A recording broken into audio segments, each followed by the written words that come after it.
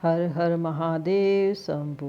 भक्तजनों, कल हमने शिव पुराण के अध्याय 11 में अग्नि यज्ञ, देव यज्ञ, ब्रह्म यज्ञ आदि का वर्णन, भगवान शिव के द्वारा 7 वारों का निर्माण तथा उनमें देव आराधना से विभिन्न प्रकार के फलों की प्राप्ति के कथन का अध्ययन किया था। आज हम अध्याय 15 में देश, काल, पात्र और दान आदि के विचार का अध्ययन करेंगे। श्री गणेशाय नमः। ऋषियों ने कहा, समस्त पदार्थों के ज्ञाताओं में श्रेष्ठ सुत जी, अब आप क्रमशः देश, काल आदि का वर्णन करें। सुत जी बोले, महर्षियों, देवयज्ञ आदि कर्मों में अपना शुद्ध ग्रह समान फल देने वाला होता है, अर्थात अपने घर में किए हुए देवयज्ञ आदि शास्त्रोक्त फल को समान मात्रा में देने वाले होते हैं। गौशाला का स्थान घर की अपेक्षा 10 गुना फल देता है। जलाशय का तट उससे भी 10 गुना महत्व रखता है तथा जहाँ बेल, तुलसी एवं पीपल वृक्ष का मूल निकट हो, वह स्थान जलाशय के तट से भी 10 गुना फल देने वाला होता है। देवालय को उससे भी 10 गुना महत्व का स्थान जानना चाहिए। देवालय से भी 10 गुना महत्व रखता है तीर्थ भूमि का तट। उससे 10 गुना श्रेष्ठ है नदी का किनारा। उससे 10 गुना उत्कृष्ट है तीर्थन नदी का तट। और उससे भी 10 गुना महत्व रखता है सप्त गंगा नामक नदियों का तीर्थ। गंगा, गोदावरी, कावेरी, ताम्रपर्णी, सिंधु, सरयू और नर्मदा, इन 7 नदियों को सप्त गंगा कहा गया है। समुद्र के तट का स्थान इनसे भी 10 गुना पवित्र माना गया है और पर्वत के शिखर का प्रदेश समुद्र तट से भी 10 गुना पावन है। सबसे अधिक महत्व का वह स्थान जानना चाहिए जहाँ मन लग जाए। यहाँ तक देश का वर्णन हुआ। अब काल का तारतम्य बताया जाता है। सतयुग में यज्ञदान आदि कर्म पूर्ण फल देने वाले होते हैं, ऐसा जानना चाहिए। त्रेता युग में उसका 3/4 फल मिलता है।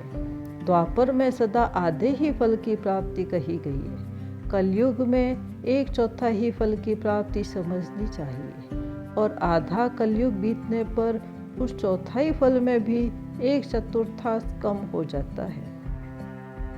शुद्ध अंतकरण वाले पुरुष को शुद्ध एवं पवित्र दिन सम फल देने वाला होता है। विद्वान ब्राह्मणों, सूर्य संक्रांति के दिन किया हुआ सत्कर्म पूर्वोक्त शुद्ध दिन की अपेक्षा 10 गुना फल देने वाला होता है, यह जानना चाहिए। उससे भी 10 गुना महत्व उस कर्म का है जो विषु नामक योग में किया जाता है। दक्षिणायन आरंभ होने के दिन अर्थात कर्क राशि संक्रांति में किए हुए पुण्य कर्म का महत्व विषुवत से भी 10 गुना माना गया है। उससे भी 10 गुना मकर संक्रांति में और उससे भी 10 गुना चंद्र ग्रहण में किए हुए पुण्य का महत्व है। सूर्य ग्रहण का समय सबसे उत्तम है।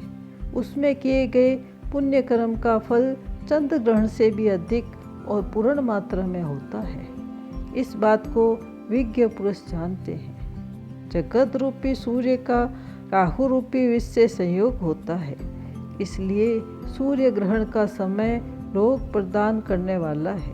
अतः उस विष की शांति के लिए उस समय स्नान, दान और जप करें। वह काल विष की शांति के लिए उपयोगी होने के कारण पुण्यप्रद माना गया है। जन्म नक्षत्र के दिन तथा व्रत की पूर्ति के दिन का समय सूर्य ग्रहण के समान ही समझा जाता है, परंतु महापुरुषों के संग का काल करोड़ों सूर्य ग्रहण के समान पावन है, ऐसा ज्ञानी पुरुष जानते हैं। तपोनिष्ठ योगी और ज्ञाननिष्ठ यति ये पूजा के पात्र हैं, क्योंकि ये पापों के नाश के कारण होते हैं। जिसने 24 लाख गायत्री का जप कर लिया हो, वह ब्राह्मण भी पूजा का उत्तम पात्र है। वह संपूर्ण फलों और भोगों को देने में समर्थ है। जो पतन से त्राण करता है, अर्थात नरक में गिरने से बचता है, उसके लिए इसी गुण के कारण शास्त्र में पात्र शब्द का प्रयोग किया है। वह दाता का पातक से त्राण करने के कारण पात्र एक कहलाता है। गायत्री अपने गायक का पतन से त्राण करती है, इसलिए वह गायत्री कहलाती है। जैसे इस लोक में जो धनहीन है वह दूसरों को धन नहीं देता, जो यहाँ धनवान है वही दूसरों को धन दे सकता है। इसी तरह जो स्वयं शुद्ध और पवित्र आत्मा है वही दूसरे मनुष्यों का त्राण या उद्धार कर सकता है। जो गायत्री का जप करके शुद्ध हो गया है वही शुद्ध ब्राह्मण कहलाता है। इसलिए दान, जप, होम और पूजा सभी कर्मों के लिए वही शुद्ध पात्र है। ऐसा ब्राह्मण ही दान तथा रक्षा करने की पात्रता रखता है। स्त्री हो या पुरुष, जो भी भूखा हो वही अन्न दान का पात्र है। जिसको जिस वस्तु की इच्छा हो उसे वह वस्तु बिना मांगे ही दे दी जाए तो दाता को उस दान का पूरा पूरा फल प्राप्त होता है। ऐसे ही महर्षियों की मान्यता है, जो सवाल या याचना करके दिया गया दान हो उसका आधा ही फल मिलता है। अपने सेवक को दिया हुआ दान 1/4 फल देने वाला होता है। विप्रवरों, जो जाति मात्र से ब्राह्मण है तथा दीनतापूर्ण वृत्ति से जीवन बिताता है, उसे दिया हुआ धन का दान दाता को इस भूतल पर 10 वर्षों तक भोग प्रदान करने वाला होता है। वही दान यदि वेदवत्ता ब्राह्मण को दिया जाए तो वह स्वर्ग लोक में देवताओं के वरस से 10 वर्षों तक दिव्य भोग देने वाला होता है। शील और उच्छल वृत्ति से लाया हुआ और गुरु दक्षिणा में प्राप्त हुआ अन्न धन शुद्ध द्रव्य कहलाता है। उसका दान दाताओं को पूर्ण फल देने वाला बताया गया है।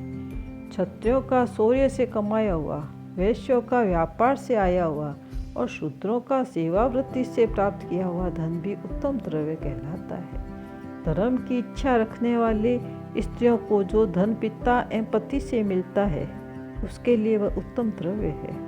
गो आदि 12 वस्तुओं का चैत्र आदि 12 महीनों में क्रमशः दान करना चाहिए। गो, भूमि, तिल, सुवर्ण, घी, वस्त्र, धान्य, गुड़, चांदी, नमक, घोड़ा और कन्या, ये ही वे 12 वस्तुएं हैं। इनमें गोदान से कायिक, वाचिक और मानसिक पापों का निवारण तथा कायिक आदि पुण्य कर्मों की पुष्टि होती है।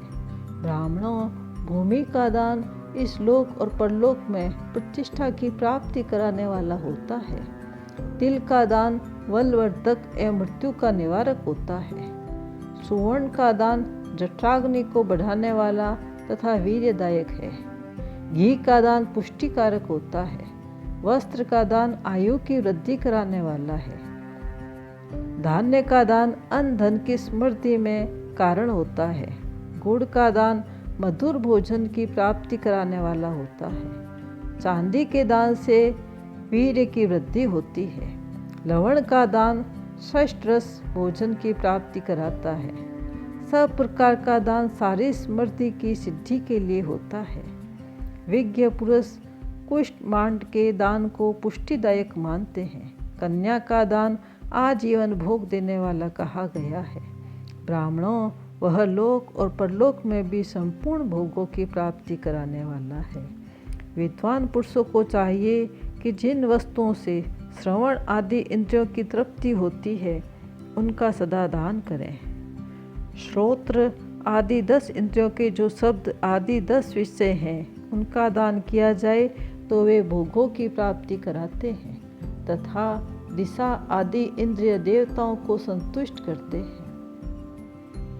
वेद और शास्त्रों को गुरु मुख से ग्रहण करके गुरु के उपदेश से अथवा स्वयं ही बोध प्राप्त करने के पश्चात जो बुद्धि का यह निश्चय होता है कि कर्मों का फल अवश्य मिलता है, इसी को उच्च कोटि की आस्तिकता कहते हैं। भाई, बंधु अथवा राजा के भय से जो आस्तिकता बुद्धि या श्रद्धा होती है वह कनिष्ठ श्रेणी की आस्तिकता है, जो सर्वथा दरिद्र है।